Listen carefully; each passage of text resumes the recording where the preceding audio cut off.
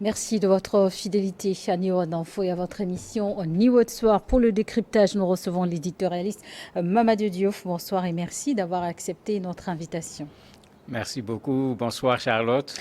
Au Mali, la mission des Nations Unies pour la paix, la MINUSMA, a annoncé avoir anticipé son retrait du camp qu'elle occupait à Ber, dans la région de Tombouctou, pour l'objet de tensions entre l'ex-rébellion Touareg et la junte en raison de la dégradation de la sécurité dans la zone. Après Ogosagou, dans le centre du pays, Ber est le deuxième camp militaire dont les troupes onusiennes se retirent dans le cadre de leur départ du Mali. Et qu'est-ce qui, cette fois, précipite ce départ? En fait, comme on le sait, il y a déjà le Mali qui a demandé à la MINUSMA d'arrêter sa présence au niveau du Mali. La MINUSMA a répondu à travers l'ONU pour dire que les gens partent. Une négociation a eu lieu et la MINUSMA a jusqu'à fin décembre pour quitter le Mali puisqu'ils ne peuvent pas partir d'un seul coup. Ce qui se passe maintenant, c'est que n'oublions pas que dans cette zone, il y avait également pendant un temps la présence française dans la partie la plus nord. Vous avez eu la présence de la MINUSMA dans cette partie qui est plutôt au niveau du centre. Et le problème qui se pose aujourd'hui, c'est que quand les Français partent, tout comme quand la MINUSMA part, vous avez les Français avec la force Barkhane. Oui, vous avez les forces maliennes, les FAMA, qui doivent prendre les positions. Mais vous avez les groupes terroristes qui, eux, n'en veulent pas puisque ces gens les dérangent, puisque c'est ça la réalité dans leur entendement. Dans cette partie, vous avez également la CMA qui regroupe cette fois-ci plutôt les mouvements, surtout Touareg, pas seulement Touareg, qui, eux, considèrent que ces zones ont été occupées par les Nations Unies sur la base d'un arrangement entre les Nations Unies plus la communauté internationale. Puisque n'oublions pas que au moment où la MINUSMA venait, l'État malien était fragilisé par les groupes armés terroristes, de sorte que même l'accord signé, discuté à partir de 2014 et signé en 2015, la CMA a signé cet accord avec une certaine force. Et c'est pourquoi la CMA dit non. Quand les Nations Unies laissent une base, les Nations Unies ne doivent pas céder la base à l'armée malienne parce que ce n'est pas sur ça qu'on s'était entendu. Mais ça crée effectivement une tension supplémentaire entre l'armée malienne et la CMA, alors qu'il y avait déjà une tension qui était là entre les deux depuis quelque temps. On semble aller plutôt vers un divorce que vers la continuation pour voir comment revisiter les accords de 2015 qui ont été signés et qui ont permis à un certain moment qu'il n'y ait pas d'affrontement entre l'armée malienne et la CMA. Donc, est-ce qu'il faut comprendre qu'il y a violation d'accord? On ne peut pas parler de violation parce que le terme que j'ai utilisé, c'est la CMA qui a dit ça. Ils ont dit arrangement. Arrangement. C'est comme s'ils se sont arrangés. Il n'y a certainement pas un document, parce qu'ils n'ont pas cité un document en parlant, mais ils ont dit qu'ils se sont arrangés et ils considèrent que cette façon de faire, ils ne peuvent pas l'accepter parce que certaines des bases de la MINUSMA se trouvent dans des zones sous le contrôle de la CMA, pas sous le contrôle de l'armée malienne. Donc ils considèrent que cette façon de venir installer l'armée malienne directement pose problème parce qu'on vient les installer dans les zones qu'ils contrôlent, alors qu'il y a un conflit qui ne dit pas son nom. Un conflit latent entre ces mouvements Touareg de façon générale et l'État malien, puisque eux, ils considèrent que ce qui avait été dit avec les accords d'Alger de 2015, ça n'a pas été respecté, cette décentralisation poussée.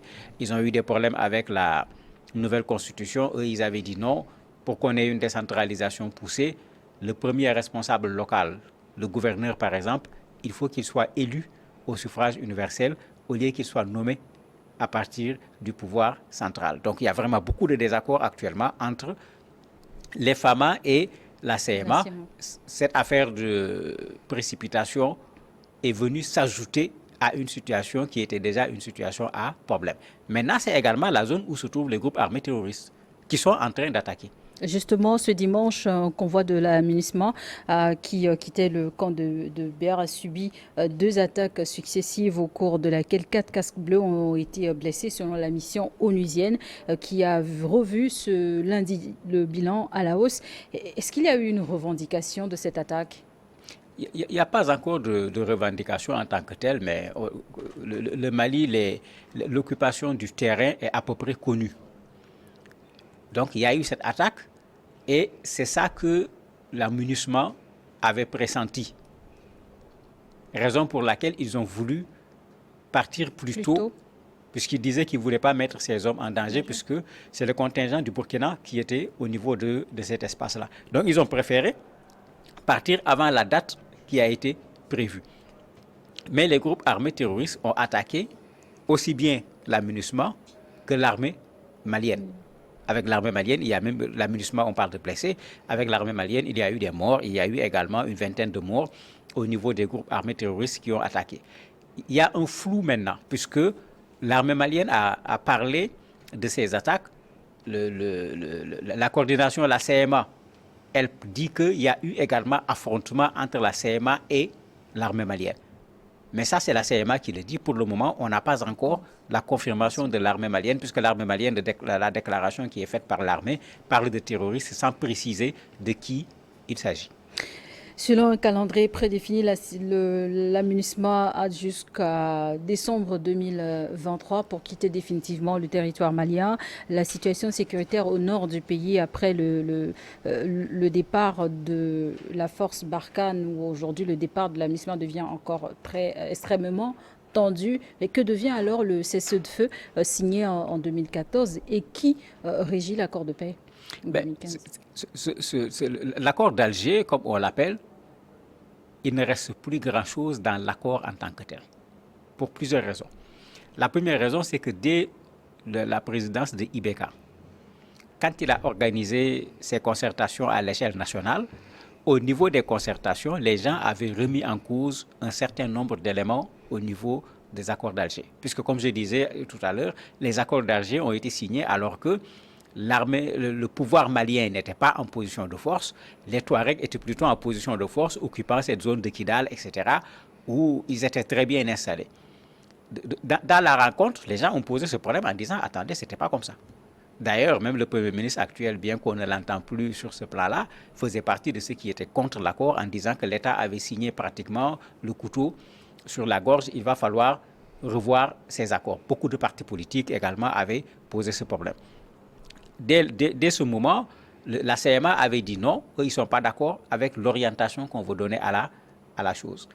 Mais depuis lors, il n'y a que des couacs. On n'a plus de solution en tant que telle.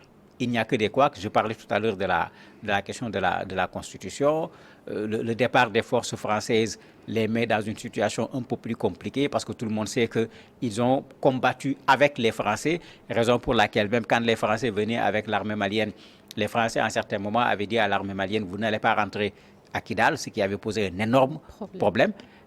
Avec les accords, on avait dit qu'on va mettre les gens ensemble pour aller, qu'il y ait des troupes, aussi bien avec l'armée malienne, la CMA et les Gacha à l'époque. Bon, cela a été fait, mais ça n'a pas véritablement donné le résultat qu'on veut. Rappelez-vous que pour le référendum, le CMA a décidé qu'il n'y aura pas de vote dans les zones qui sont sous l'emprise de la CMA. C'est pour dire qu'effectivement, il y a une situation de crise qui est là depuis longtemps et cet élément est venu s'ajouter en plus à cela. Ça fait que de l'accord actuellement, s'il n'y a pas de nouvelles négociations pour résoudre ces problèmes qui se posent à gauche, à droite, mais on va vers très certainement une situation de crise en bonne et due forme et peut-être même une crise ouverte entre la CMA et le pouvoir malien actuel. Il y a un grand fossé qui se creuse entre les deux parties, puisque la CMA accuse les militaires au pouvoir au Mali de remettre en cause l'accord de paix d'Alger de 2015 et la CMA qui leur reproche aussi d'avoir, comme vous le dites, fait approuver en juin dernier une nouvelle constitution compromettante. Oui, en fait, la constitution, on a demandé aux Maliens de voter.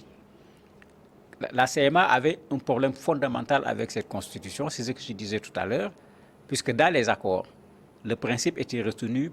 En fait, tout le monde sait qu'au départ, les gens avaient demandé de rendre l'Azawad indépendant, d'en faire carrément un pays.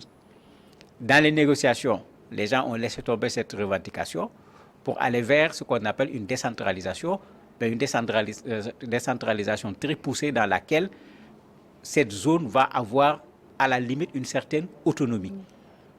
pendant le référendum, eux, ils ont voulu que dans la Constitution, qu'on ait des éléments matérialisant cette autonomie. Et un des éléments qu'ils ont proposé... Est-ce que cela ne représente pas l'image d'un État dans un autre État? Ouais, on ne peut pas encore parler d'un État dans un autre État, mais ils ont une zone qu'ils dominent militairement, c'est eux qui sont sur place. Il y a quelques éléments de l'armée malienne qui sont là-bas avec ces troupes conjointes dont je parlais tout à l'heure, mais comme vous l'avez vu avec le référendum, quand ils ont dit qu'il n'y aura pas de référendum ici, il n'y a pas eu de référendum. Maintenant, il y a cette question clé qui est là. Eux, ils ont laissé la revendication de l'indépendance pour la remplacer par cette autonomie à travers la décentralisation. Maintenant, dans le vote de la Constitution, ils se sont rendus compte que l'autonomie qu'ils voulaient n'existe pas, même si le principe de la décentralisation est là. Raison pour laquelle ils font partie de ceux qui étaient contre l'organisation du référendum. Ils n'ont même pas voté non, ils étaient contre l'organisation du référendum à bonne et due forme. Et là où ils étaient, ils n'ont pas permis qu'on vienne même installer les endroits où on va pouvoir voter. Ne parlons pas de pouvoir participer au référendum. Le Mali est en proie depuis 2012 à une crise sécuritaire profonde dans la partie nord du pays qui s'est propagée vers le centre, ainsi qu'au Burkina Faso et au Niger voisin. Quel espoir incarne aujourd'hui la collaboration entre les dirigeants de ces pays face au terrorisme? Je me dis que, et ça a toujours été mon point de vue, il faut que l'on fasse de la question du terrorisme une question africaine. Si on veut résoudre ce problème, il faut en faire une question africaine. Il faut arrêter de considérer que c'est un problème malien, c'est un problème burkinabé, etc. Et ça pour plusieurs raisons. La première raison, on est en face de groupes terroristes qui s'organisent au-delà de nos territoires. Quand on dit EIGS, État islamique au Grand Sahel, c'est quel pays? Ils traversent les pays. Quand on parle de GESIM, le groupe de soutien à l'islam et aux musulmans, c'est quel pays?